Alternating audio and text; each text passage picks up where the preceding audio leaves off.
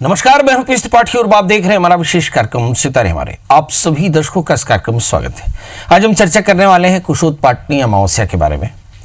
हम इस पर विस्तार से चर्चा करेंगे। इसके अलावा आपके फ़ोन कॉल से आप सीधे फ़ोन करके अपने प्रश्न पूछ सकते हैं। हमारा फ़ोन नंबर है 07714008777। अब से आधे घंटे तक लगातार ये फ़ोन लाइन खुली रहेगी और हमें आपके फ़ोन का इंतजार रहेगा। तो चलिए कार्यक्रम की शुरुआत करते हैं और जानते हैं आज का पंचांग। आज शुभ संवत 2077 शक 1942 सूर्य दक्षिणायन का भाद्रपद महीने की कृष्ण पक्ष की अमावस्या तिथि है और दिन मंगलवार। अमावस्या रात्रि को दिन को 10:40 तक, आश्लेषा नक्षत्र रात्रि को 4:09 तक होंगे और आज चंद्रमा मिथुन राशि में होंगे। आज का राहु काल 3:19 से लेकर के और 4:54 तक होगा। तो मतलब ये तो था पंचांग और अब बात करते हैं कुशोत्पाटनी अमावस्या की। इसे कई जगह पर कुशग्रहणी अमावस्या भी कहते हैं। बड़ा प्रश्न कि इस दिन भर में क्या करना चाहिए। हिंदू धर्म ग्रंथों में, सनातन के धर्म ग्रंथों में कुशोत्पाटनी अमावस्या को बड़ा महत्वपूर्ण माना गया और क्योंकि इस दिन श्राद्धादि में या साल भर के पूजा पाठ में जो भी कुशा लगती है, इस कुशा को इसी समय एकत्र किया जाता है, इसी कुशोत्पाटनी अमावस्या में। शास्त्र में माना गया जो कुशा है वो भगवान के रोए हैं और इसको ग्रहण करने से पहले कुछ क्रियाएं की जाती हैं। मतलब सबसे पहले तो आप जल्दी से स्नान करें, स्नान करके और फिर भगवान सूर्य को अर्घ्य आदित्य हृदय स्तोत्र का पाठ करें और फिर मध्याह्न काल में जाकर के खेतों में जहाँ पर कुशा हो वहाँ पर कुशा की पूजा करके और उनका ग्रहण किया जाता है। फिर इस कुशा को विधिवत गंगा जल से और जल से धो करके और फिर इसको बाकायदा अपने यहाँ पूजा में इस्तेमाल के लिए लोग सुखा देते हैं, फिर अंगूठियाँ बनाते हैं इसकी और हाथ में कुशा जो सेचन करने के लिए बनता है कुशा वो बनाते हैं। इसको ग्रहण करने का मंत्र है ओम हूं फट, ये मंत्र है। तो जब आप कुशा ग्रहण करते हैं यानी कुशा निकालते हैं खेतों से तो मंत्र होता है ओम हूं फट। तो समंत्रक इसका बाकायदा ग्रहण होता है। पूजा काले सर्वदेव कुशस्तई अवेक्षसी कुशेन रहिता पूजा विफला कथिता मया। ऐसा कहा कि बिना कुशा के कोई भी जो पूजा है वो सफल नहीं होती और कुशा को निकालने के लिए एक ही दिन होता है, वो होता है कुशग्रहणी अमावस्या। शास्त्र में 10 प्रकार के कुशा का वर्णन है। इनमें जो भी कुशा इस विधि से मिल जाए ग्रहण कर लेना चाहिए, किंतु जिस कुशा में पत्तियां आगे पतली हो और आगे का भाग कटा न हो और हरा भाग वो देव तथा पितर दोनों कार्यों के लिए उपयुक्त होता है। मतलब ऐसी कुशा देखनी चाहिए जो पूर्ण हो, कोमल हो और कटा हुआ हो सामने से। ऐसे पत्ती वाले कुशा को ग्रहण करना चाहिए, मतलब पकी हुई कुशा ग्रहण करना चाहिए। कुश निकालने के लिए भाद्रपद महीने के अमावस्या के दिन सूर्योदय के समय उपयुक्त स्थान पर जाकर के पूर्वाभिमुख या उत्तराभिमुख बैठ करके ओम फट स्वाहा ऐसा ध्यान करके और फिर मंत्र का पाठ करके दाहिने हाथ से एक एक करके कुशा का ग्रहण करना चाहिए। इस दिन तीर्थ स्थान पर स्नान कर यथाशक्ति दान करें और इससे देवता और पितर दोनों प्रसन्न होते हैं तथा सभी प्रकार की मनोकामनाएं पूर्ण होती हैं। मतलब ये जो कुशग्रहणी अमावस्या है मोटे तौर पर ये सभी प्रकार के पाप शाप तापों के निदान के लिए कर्मकांड या पितृ शांति में श्राद्धों में इस्तेमाल होने वाली कुशा को ग्रहण करने का दिन रहता है। और इस दिन बड़ी श्रद्धा से सूर्योदय के समय स्नान करके सूर्य को अर्घ्य दे करके और दक्षिण या पूर्वाभिमुख होकर के कुश ग्रहण करना चाहिए। चलिए अब 12 राशियों का सफर शुरू करते हैं और जानते हैं मेष शनि अरिष की इस राशि वाले जातकों के लिए देखते हैं कि इस कुशग्रहणी अमावस्या में क्या करना चाहिए। वैसे अमावस्या जो है वो सभी प्रकार के पितरों की शांति के लिए बड़ा उत्तम होता है और ऐसे समय में कुशग्रहणी अमावस्या में मेष राशि वाले जातक क्या करें, ये एक महत्वपूर्ण बात है क्योंकि ग्रहों की स्थितियां कहती हैं कि मंगल मेष राशि में आ गए मतलब सब कुछ बेहतर है और इस समय सिंह राशि में सूर्य और बुध एक साथ पड़े हुए हैं, वो भी बहुत बेहतर है। ये संतान से संबंधित परेशानियां दूर करेगी, सेहत अच्छी रहेगी, अवसर आपके पास होंगे और वर्क प्लेस में भी कंफर्ट रहेगा। और इस समय अगर हम देखें तो हम बहुत ज़्यादा क्रिएटिव होंगे। बस एक चीज़ है कि कहीं बच्चे आलसी ना हो जाए, इस बात का ध्यान रखिए। क्या करें जिससे आज का दिन बेहतर हो, करें छोटा सा उपाय, भगवान शिव का पूजन करें, ओम नमः शिवाय इस मंत्र का जप करें, मसूर की दाल गुड़ का दान करें तो आज का दिन बेहतर होगा। बात कर लेते हैं दोस्तों वृषभ राशि की। इस राशि वाले जातकों के लिए देखते हैं कि 12वें स्थान में चूंकि मंगल पड़े हुए हैं, इसलिए सेहत का ध्यान रखना होगा। इसके अलावा हम देखते हैं कि समाज में यश की वृद्धि होगी। इसके अलावा संतान के करियर को लेकर थोड़ी चिंता हो सकती है। क्या करना चाहिए? इस दिन बृहस्पति के मंत्र जप करें, केले और नारियल का दान करें और फिर बाबा के दर्शन करके दिन की शुरुआत करें तो दिन होगा बेहतर। बात कर लेते हैं दोस्तों मिथुन राशि की। पुराने दोस्तों से मुलाकात होगी, खर्च थोड़ा सा ज़्यादा होगा, उतावलेपन से बचना चाहिए क्योंकि लग्न में राहु है, वाणी का संयम रखना चाहिए। क्या करें? भगवान शिव का पूजन करें, ओम नमः शिवाय इस मंत्र का जप करें, खीर का दान करें तो आज का दिन बेहतर होगा। बात कर लेते हैं दोस्तों कर्क राशि की। मन में भ्रम की स्थिति होती है क्योंकि 12वें स्थान में कहीं शुक्र राहु पड़े हुए हैं, आकस्मिक हानि हो सकती है। पारिवारिक स्थितियां बढ़िया सुखद होती हैं, कार्य व्यवसाय में सफलता मिलेगी। क्या करना चाहिए? आप भी भगवान शिव का अभिषेक करें और साथ में तिल से बने हुए लड्डुओं का दान करें तो आज का दिन बेहतर होगा। बात कर लेते हैं दोस्तों सिंह राशि की। इसी राशि पर सूर्य बुध का ट्रांजिट ये फिर से बहुत ज़्यादा फेवरेबल और बहुत ज़्यादा स्टेबल बनाता है और यही स्टेबिलिटी आपको काफ़ी फायदा दे सकती है। मगर विवादों से तकलीफ हो सकती है क्योंकि सप्तमी छठे स्थान में बैठे हैं, इसलिए विवाद की संभावनाएं अपने ही परिवार, अपने ही सबऑर्डिनेट्स में, अपने ही सराउंडिंग में ये सब दिखाई पड़ सकता है। गले में तकलीफ हो सकती है, मानसिक तनाव हो सकता है। क्या करना चाहिए? गणपति का पूजन करें और गणपति अथर्वशीष का पाठ करें, गाय को आहार दें तो आज का दिन बेहतर होगा। बात कर लेते हैं दोस्तों कन्या राशि की। इस राशि वाले जातकों के लिए देखते हैं कि समय शनिश्चर मंत्र का जप करें, ओम शनिश्चराय नमः, भगवान आशुतोष का अभिषेक करें तो आज के दिन आपके लिए बेहतर होगा। बात कर लेते हैं दोस्तों तुला यानी लिब्रा की। बुद्धि चातुरी से काफ़ी लाभ होगा और इस समय हम राहु भाग्य स्थान में बैठे हैं तो अनेक प्रकार की उलझनें हो सकती है। उलझनों से निपटने के लिए आपको विद्वानों का सम्मान करना और इसके अलावा दत्तात्रेय कवच का पाठ करना, भगवान को धतूरे की माला चढ़ाना और भगवान शिव का पूजन करना, राहु की मंत्र जप करना फायदेमंद रहेगा। अब बात कर लेते हैं दोस्तों वृश्चिक यानी स्कॉर्पियो की। इस समय हम देखते हैं कि मंगल वृश्चिक राशि वाले जातकों के लिए काफ़ी फेवरेबल हो गए क्योंकि छठे स्थान में, मगर छठे स्थान में बैठे हुए मंगल भी लग्न और पूर्ण दृष्टि रखते हैं, मतलब आतुरता का त्याग करना होगा।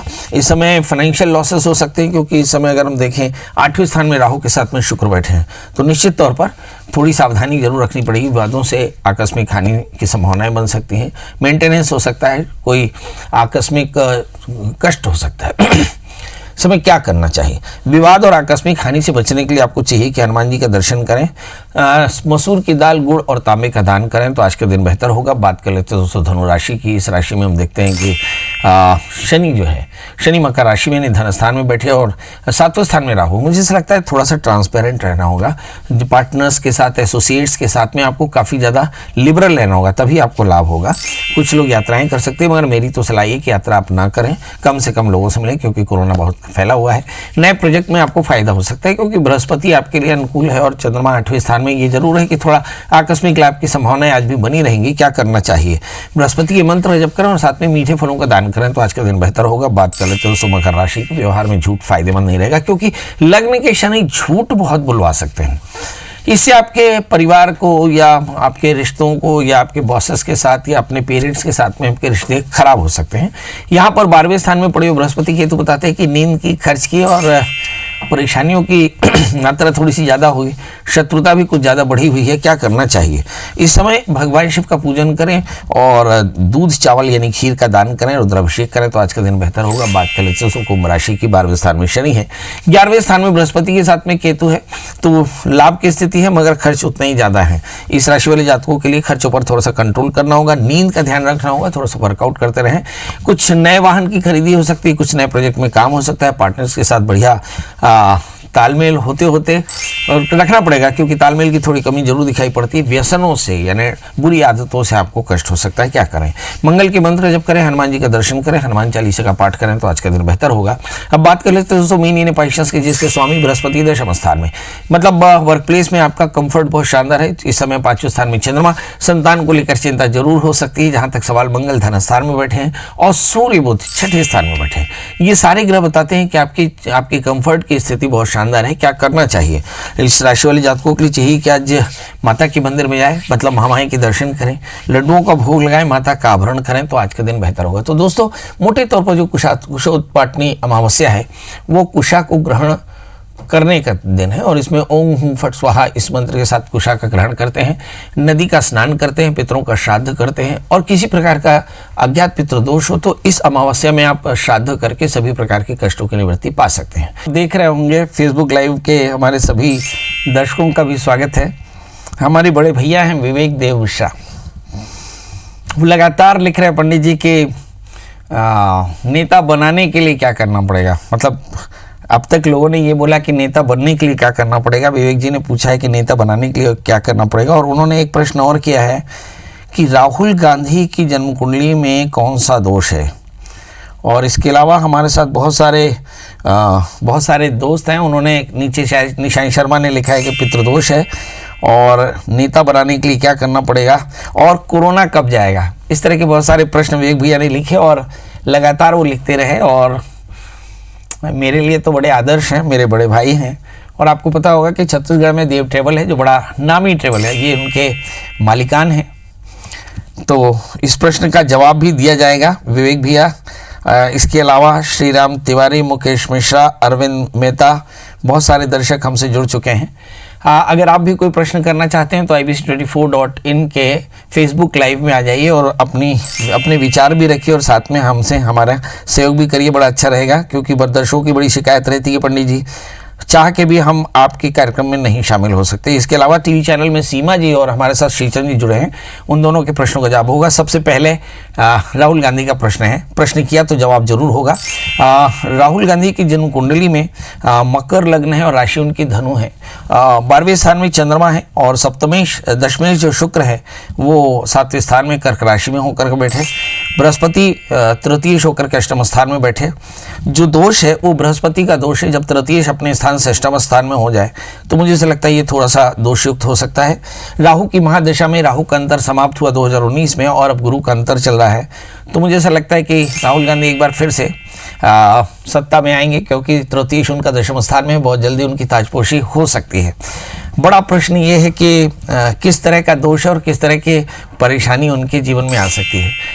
उनकी चूंकि बृहस्पति अपने स्थान से दशम स्थान में है तो मुझे लगता है बृहस्पति का दोष है और इसी की शांति के लिए उन्हें बृहस्पति की शांति करानी चाहिए। चलिए, तो ये तो हमने विवेक के प्रश्न का जवाब दे दिया। दूसरा प्रश्न उन्होंने किया कोरोना कब जाएगा। तो मुझे ऐसा लगता है कि जो बृहस्पति की स्थिति है मकर राशि में, ये करीब 20 अप्रैल के आसपास जाएगा। तो यहाँ से कोरोना का खात्मा करीब 20 अप्रैल 2021 के बाद होगा, मगर नवंबर के आसपास आते आते काफ़ी चीज़ें ठीक हो जाएंगी। ऐसा मान सकते हैं कि नवंबर के बाद में इसका ट्रेंड घटने वाला होगा। एक छोटा सा सिग्निफिकेंट आपको सितंबर से भी मिलना शुरू हो जाएगा। 13 या 14 सितंबर के बाद में ये कोरोना के बढ़ने की स्थिति कम हो जाएगी और इस पर नियंत्रण किया जा सकेगा। तो ये तो विवेक भैया के प्रश्नों का जवाब। अब हमारे साथ सीमा जी हैं और साथ में श्रीचंद जी। सबसे पहले सीमा जी बताएं डेट ऑफ बर्थ, टाइम और प्लेस। हाँ जी सर, मैं अपने ब्रदर के बारे में पूछना चाहती हूँ जी। उनकी डेट ऑफ बर्थ बता दीजिए। 5 नवंबर 1973 और समय बता दीजिए। मैं रात के 9 बजे चंडीगढ़ में। रात को 9 बजे चंडीगढ़? रात के 2 बजे। रात को 2 बजे चंडीगढ़। बताइए क्या जानना चाहती हूँ। हाँ जी सर, ये है कि इनका पत्रकार का काम है, तो इनका कोई काम लटका है, कोई कार्ड बनना है तो नहीं बन रहा, वो उसमें कितना समय लगेगा? चलिए आइए देखते हैं। उनका कोई काम अटका हुआ है और उनका जन्म लग्न सिंह है, राशि उनकी मकर है, अप्रैल 2021। मुझे लगता है इतने समय तक उनका काम पक्के तौर पर बनेगा, इसके बाद बनेगा। और यदि अभी कोई कोशिश करें तो नवंबर 20 के पहले इनका काम हो सकता है। मतलब नवंबर 20 से लेकर के और करीब 20 अप्रैल तक काफ़ी परेशानियां रह सकती है। उस समय बृहस्पति की शांति कराएं, काफ़ी अच्छा रहेगा। इनका तृतीय शुक्र है और राहु से आक्रांत है, थोड़े से कंफ्यूज रहते हैं। और भाग्येश मंगल है, भाग्यस्थान में है। एक 8 कैरेट का इटालियन मूंगा, एक 4 कैरेट का टोपास पहने, मंगल का व्रत करें, नमक तेल का त्याग करें, मंगल स्तोत्र का पाठ करें तो इनके भाग्य बढ़ेंगे और इनको जीवन में कष्टों से निवृत्ति मिल पाएगी। अगले कॉलर हमारे साथ श्रीचंद जी हैं। श्रीचंद जी, आपका बहुत बहुत स्वागत है। बताइए क्या जानना चाहते हैं श्रीचंद जी। श्रीचंद जी बताएं डेट ऑफ बर्थ, टाइम और प्लेस। लगता है कि हाँ, हमारे साथ अगले कॉलर विनोद कुमार जी हैं। विनोद जी, आपका बहुत बहुत स्वागत है। बताइए क्या जानना चाहते हैं। गुरु जी आज नमस्कार गुरु जी। जी जी बताइए। गुरु जी, मेरी आपसे विनती है कि मैं आर्मी से रिटायर हुआ हूँ और मैं अभी आर्मी कैंटीन की, मतलब जो प्राइवेट ही कैंटीन है उसमें जॉब कर रहा हूँ। कि मैं कब तक उसमें पक्का हो पाऊंगा? मेरी डेट ऑफ बर्थ है 21/3/1971। जन्म समय है मेरा शाम को 6 बजे। जन्म स्थान है जिला नलवाड़ा, हरियाणा में। चलिए, आप जानना चाहते हैं कि कैंटीन में कब तक सेटल हो पाएंगे। आर्मी से रिटायर हैं। विनोद जी हमारे कार्यक्रम में लगातार शामिल होते रहते हैं और बहुत अच्छी बात है। चलिए, भगवान से सबसे पहले तो आपकी सभी मनोकामनाएं पूर्ण हुई, एक शुभकामना। आपका जन्म लग्न सिंह है और आपकी जो राशि है वो है धनु। लग्न में इस समय राशि में ही आपके बृहस्पति का भ्रमण हो रहा है, मतलब दिसंबर 2020 के पहले पहले आप अपनी जगह पर सेटल हो जाएंगे। और जहाँ तक सवाल कैंटीन का है, लग्नेश और भाग्येश, लग्नेश सूर्य हैं और भाग्येश मंगल हैं, तो निश्चित तौर पर कैंटीन का काम आपके लिए काफ़ी फायदेमंद रहेगा। तो थोड़ा सा इंतज़ार कर लें, मुझे ऐसा लगता है कि नवंबर के पहले पहले आपकी ये परेशानी दूर हो जाएगी। जी, हितेश श्याम कुंवर जी, बताइए क्या जानना चाहते हैं? जी बताइए सर। मेरा 5 जुलाई 1989 का डेट ऑफ बर्थ है। 7 जुलाई 5 जुलाई। अच्छा, हाँ। और जन्म समय? भिलाई पावर हाउस 10:50 सुबह। प्रभु क्या जानना चाहते हैं? सर मेरे को जॉब नहीं मिल पा रही है सर। मैंने डिप्लोमा इंजीनियरिंग किया है मेटलर्जी में, ग्रेजुएशन भी है मेरा। शादी हो गई आपकी प्रभु? नहीं सर, शादी भी नहीं हुई, ये भी एक परेशानी है। और नौकरी अभी कुछ नहीं करते काम आप? कुछ नहीं सर, मेटलर्जी में बस अप्रेंटिसशिप किया है भिलाई स्टील प्लांट से। चलिए आइए देखते हैं, न शादी हुई न नौकरी हुई, क्योंकि नौकरी होगी तो शादी होगी। तो पहले पंडित जी शादी करा दें, फिर मतलब पहले नौकरी करा दें फिर शादी करा दें। आइए देखते हैं, आपका जन्म लग्न कन्या है और आपकी राशि कर्क है। शादी आपकी कब होगी ये तारीख बता दें। नवंबर 2020 के बाद आपकी शादी होगी और अप्रैल 2021 के पहले शादी हो जाएगी। तो शादी का समय तो निकल गया। अब दूसरा प्रश्न ये है कि नौकरी कब लगेगी, तो क्या इसी समय नौकरी लग सकती है? निश्चित तौर पर जानिए कि आपका जन्म लग्न कन्या है, आपकी राशि कर्क है, यहीं पर आपको नौकरी लगने की संभावना है। मतलब आने वाले 1 साल के भीतर में आप नौकरी और शादी दोनों से भरपूर होंगे। जहाँ तक सवाल शुक्र की महादशा में शुक्र का अंतर है, 5 अप्रैल 2020 के बाद आपकी परेशानियों का वक्त खत्म। अब अप्रैल से अप्रैल यानी 2021 के पहले पहले आपकी माता रानी सारी मनोकामनाएं पूर्ण कर देंगी। अब आपको कुछ उद्यम करना है जी। एक तो शिद्दत से आप अपनी नौकरी ढूंढिए, दूसरा शादी से पहले एक छोटा सा अर्क विवाह करा लीजिए। हो सकता है कि आपकी जिंदगी में कोई खुद की चॉइस हो शादी के लिए। यदि ऐसा हो तो आप अपने पेरेंट्स से जरूर चर्चा करें। और इसके अलावा एक 4 कैरेट का पन्ना और 4 कैरेट का ऑनेक्स, 4 कैरेट का ऑनेक्स और 4 कैरेट का ओपल धारण करें। शुक्रवार का व्रत करें तो मनोकामनाएं पूर्ण होंगी। तो दोस्तों अब आपसे विदा लेने का समय, फेसबुक लाइव के भी दोस्तों से विदा लेने का समय। ये कार्यक्रम यहाँ तो खत्म होता है, मगर अपनी ज़िंदगी में आप मुझसे लगातार कनेक्ट रह सकते हैं।